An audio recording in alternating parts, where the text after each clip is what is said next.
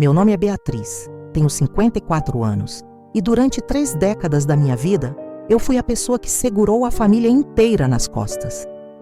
Eu não escolhi esse papel, ele simplesmente caiu no meu colo quando eu tinha 24 anos e minha irmã mais velha, a Clarice, teve o primeiro filho dela.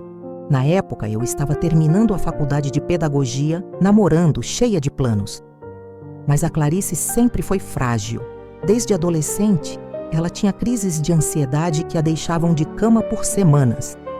Quando o Mateus nasceu, ela entrou numa depressão pós-parto tão profunda que não conseguia nem amamentar. Minha mãe trabalhava o dia todo como faxineira. Meu pai tinha morrido há 2 anos num acidente de moto. E o marido da Clarice, o Fernando, era caminhoneiro e ficava semanas fora. Sobrou para mim. Eu comecei indo lá 3 vezes por semana para ajudar. Depois virou todo dia.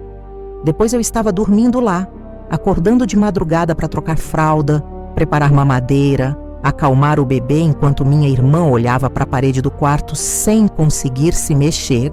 Eu lembro de uma noite específica. Devia ser umas 3 da manhã. O Mateus chorando sem parar e eu andando de um lado para o outro da sala com ele no colo. Eu olhei pela janela e vi as luzes da cidade. Pensei nos meus amigos da faculdade que deviam estar dormindo tranquilos, ou saindo, vivendo. E ali estava eu, com 24 anos, cuidando de um filho que não era meu. Naquele momento eu não senti raiva. Eu senti que estava fazendo certo, que família é isso, que a gente se ajuda. Eu achei que era temporário, mas não foi. 3 anos depois, a Clarice teve a segunda filha, a Júlia. A depressão voltou, pior dessa vez. O Fernando continuava viajando, minha mãe continuava trabalhando e eu continuava ali. Eu tinha largado o namoro porque meu namorado cansou de me esperar. Eu trabalhava meio período numa escola e o resto do meu tempo era da casa da minha irmã. Eu virava a segunda mãe do Mateus e da Júlia. Eu levava na escola, buscava, ajudava com lição, fazia comida, dava banho, botava para dormir. A Clarice melhorava um pouco, depois piorava de novo. Ela começou a tomar medicação pesada. Ficava num estado meio zumbi, presente, mas ausente. O Fernando aparecia, dormia 2 dias e sumia de novo. Eu lembro de uma vez, a Júlia devia ter uns 5 anos, ela caiu no parquinho e ralou o joelho. Ela veio correndo para mim chorando, me chamando de tia Bia. E eu limpei, botei band-aid, dei beijinho. A Clarice estava sentada no banco do parque olhando para o celular, nem levantou. A Júlia me abraçou e falou: "Tia, você é minha mãe de verdade, né?" Eu fingi que não ouvi direito, dei risada, desviei. Mas aquilo ficou martelando na minha cabeça por dias. Eu percebi que eu tinha virado a mãe daquelas crianças, mas sem o título, sem o reconhecimento, sem nada. Eu era a reserva, a que estava ali quando precisavam, mas nunca a principal. Minha vida pessoal não existia. Eu tinha 35 anos, nunca tinha casado, não tinha filhos meus, morava num apartamento minúsculo que eu mal via, porque estava sempre na casa da Clarice. Meus amigos tinham desistido de me chamar para sair porque eu sempre cancelava. Naquele momento, eu me sentia a pessoa mais útil e a mais invisível ao mesmo tempo. Como se minha vida só tivesse valor quando estava servindo alguém. Se você já se sentiu assim, sendo aquele que segura tudo nas costas enquanto os outros só aparecem para opinar, me conta nos comentários, porque eu sei que eu não sou a única a passar por isso. Eu achava que um dia eles iam reconhecer, sabe? Que iam olhar para trás e falar: "A tia Bia abriu mão de tudo por nós." Mas isso nunca aconteceu. Os anos passaram. O Mateus entrou na adolescência, a Júlia também. A Clarice melhorou um pouco, voltou a trabalhar meio período numa loja de roupas, mas continuava frágil. Qualquer coisa derrubava ela de novo. Eu continuei sendo a âncora. Quando o Mateus foi mal na escola, quem sentou com ele todo dia para estudar fui eu. Quando a Júlia teve a primeira decepção amorosa, quem ficou até meia-noite ouvindo ela chorar fui eu. Quando o Fernando finalmente largou a Clarice por outra mulher, quem segurou ela durante a separação fui eu. Eu tinha 42 anos e vivia em função daquela família. Minha mãe já tinha falecido, de um câncer que avançou rápido, e antes de morrer, ela me fez prometer que eu ia cuidar da Clarice e das crianças. Eu prometi, mas ninguém me prometeu nada de volta. Eu lembro de um aniversário meu, acho que foi quando fiz 45 anos. Eu estava na casa da Clarice, como sempre, e a Júlia comentou: "Tia, hoje é seu aniversário, né?" Eu falei que sim. Ela disse: "Ah, legal", e voltou para o celular. Ninguém tinha comprado um bolo, ninguém tinha feito uma mensagem, nada. A Clarice estava deitada no sofá assistindo novela. Eu fiquei ali, na cozinha, lavando louça e pensei: eu abri mão de ter uma família minha para cuidar da família dos outros e nenhum parabéns eu ganho? Eu não falei nada. Eu engoli aquela dor e continuei.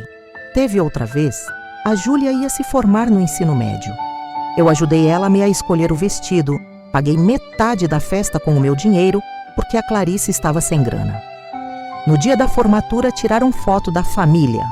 Clarice, Mateus, Júlia e até o Fernando, que apareceu de surpresa. Eu fiquei do lado, segurando as bolsas deles, esperando alguém me chamar para foto. Ninguém chamou. Quando a cerimônia acabou, a Júlia veio correndo me abraçar empolgada e falou: "Tia, obrigada por tudo." Mas no álbum de fotos dela, que eu vi depois no Facebook, eu não aparecia em nenhuma. Era como se eu fosse um móvel da casa. Útil, necessário, mas invisível. A bomba estourou no ano passado, em março. A Clarice começou a passar mal, dores no estômago que ela ignorava há meses. Quando ela finalmente foi no médico, descobriram um câncer no pâncreas, já avançado. Eu larguei tudo. Pedi licença no meu trabalho. Fui morar definitivamente na casa dela para cuidar. Quimioterapia, radioterapia, remédios, médicos, eu estava em tudo. O Mateus, que já tinha 30 anos e morava em outro estado, vinha visitar uma vez por mês. A Júlia, que tinha 27 e morava aqui perto, aparecia de vez em quando, ficava meia hora e ia embora. Eu estava exausta. Acordava de madrugada quando a Clarice passava mal. Trocava a bolsa de colostomia, limpava vômito, segurava a mão dela quando ela chorava de dor. Teve uma noite que ela olhou para mim e disse: "Bia, o que eu teria feito sem você?" Eu segurei a mão dela e pensei: finalmente ela está vendo. Mas aí veio o golpe final. A Clarice morreu em novembro. Foi rápido no final. Ela teve uma parada respiratória à noite, eu estava do lado, chamei a ambulância, mas já era tarde. Eu liguei para o Mateus, para a Júlia, avisei todo mundo. No dia seguinte começaram os preparativos para o velório. E foi aí que eu descobri que, para a família, eu nunca tinha sido nada. O Mateus chegou de avião com a noiva dele. A Júlia apareceu com o namorado. E os dois, junto com o Fernando, que voltou para dar apoio, começaram a organizar tudo sem me consultar. Eu tentei ajudar, mas o Mateus foi seco comigo. "Tia, a gente resolve. Você já fez muito, pode descansar." Parecia gentil, mas o tom era de dispensa. No velório, eu cheguei cedo. Fiquei ali, na frente do caixão, olhando para minha irmã, lembrando de tudo. Eu estava arrasada, mas também meio anestesiada de tanta dor acumulada. Quando começou a encher de gente, a Júlia veio até mim e disse baixinho: "Tia, a gente precisa que você fique mais no fundo, porque tem muita gente da família do lado do papai que não te conhece e tá ficando confuso." Eu olhei para ela sem entender. "Como assim ficar no fundo?" Ela repetiu, sem olhar nos meus olhos: "É que você não é família direta, né? Então é melhor deixar a gente na frente." Eu senti o chão sumir. Naquele momento eu me senti a pessoa mais descartável do mundo, como se todos os meus anos de sacrifício não valessem nada. Se você já se sentiu assim, sendo apagado por quem você mais cuidou, me conta nos comentários, porque eu sei que eu não sou a única a passar por isso. Eu fui para o fundo da sala. Fiquei ali, encostada na parede, vendo de longe as pessoas consolando o Mateus, a Júlia, o Fernando. Ninguém veio falar comigo. Depois do enterro, voltamos para a casa da Clarice para organizar as coisas. E aí veio a segunda pancada. O Fernando, o Mateus e a Júlia sentaram na sala e começaram a falar sobre a herança. A casa, que estava no nome da Clarice, ia ser vendida e dividida entre os três. Eu perguntei: "E eu?" O Mateus olhou para mim como se eu tivesse falado uma língua estrangeira. "Como assim, tia? Eu morei aqui, cuidei de vocês todos, da sua mãe. Eu abri mão da minha vida por essa família. A Júlia suspirou impaciente. Tia, a gente agradece tudo que você fez, mas legalmente você não tem direito a nada. A casa era da minha mãe. Eu olhei para os três. O Fernando evitava meu olhar. O Matheus estava mexendo no celular. A Júlia estava de braços cruzados esperando eu sair. Eu entendi ali que, para eles, minha vida valia menos que a deles. Eu saí daquela casa naquele dia e não voltei mais. Mas antes de ir embora, eu fiz uma coisa que eu vinha planejando há anos, sem nem saber. Desde que a Clarice adoeceu, ela tinha me dado procuração para resolver tudo. Contas, documentos, banco, eu tinha acesso a tudo. E descobri uma coisa interessante.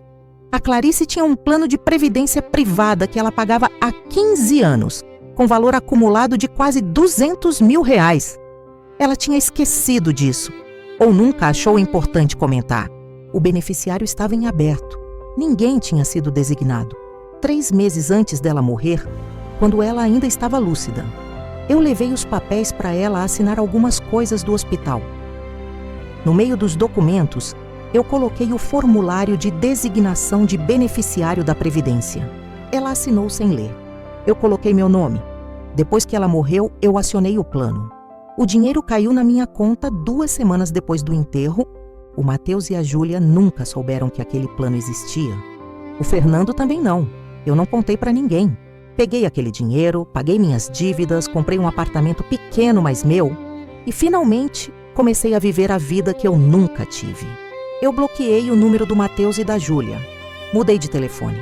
Me afastei de todo mundo daquela família. Até hoje eu me pergunto se eu fui cega demais ou se eu só confiei nas pessoas erradas. E você, no meu lugar, teria coragem de fazer o que eu fiz? Me conta nos comentários. 6 meses depois, a Júlia conseguiu meu novo número através de uma conhecida. Ela me ligou furiosa. Tinha descoberto sobre o plano de previdência porque achou uns documentos antigos da mãe. Tia, você roubou a gente. Esse dinheiro era nosso. Eu deixei ela gritar por 2 minutos inteiros, sem falar nada. Quando ela parou para respirar, eu falei, calma. Júlia, eu criei você. Eu paguei suas roupas, suas formaturas, seus remédios. Eu larguei minha vida inteira para ser mãe de vocês. Sua mãe assinou aquele papel com a própria mão. Era a única coisa que ela podia me dar de volta. Se você acha que isso é roubo, processa. Vai lá, eu espero.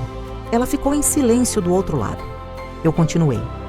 Eu passei 30 anos sendo tratada como empregada da família, sem salário, sem folga, sem reconhecimento. Agora eu tenho um teto meu, uma vida minha. E sabe de uma coisa? Eu durmo tranquila toda noite. Ela desligou na minha cara. Nunca mais me procurou. Hoje eu tenho 54 anos. Trabalho numa escola que eu adoro. Moro sozinha, viajo quando quero, saio com amigas novas que eu fiz. Tem gente que me julga, que diz que eu manipulei uma pessoa doente. Mas essas pessoas não estavam lá nas madrugadas, nos hospitais, nos momentos de desespero. Elas não abriram mão de nada. Eu abri mão de tudo. E pela primeira vez na vida, eu recebi algo de volta. Eu não me arrependo. Eu sei que muita gente vai me julgar pela decisão que eu tomei, mas só quem vive sabe o peso disso. Você teria tomado a mesma decisão que eu? Escreve sua opinião nos comentários, eu quero muito saber. Minha irmã, no final, me deu o único presente que ela podia dar, a chance de recomeçar. E eu aceitei.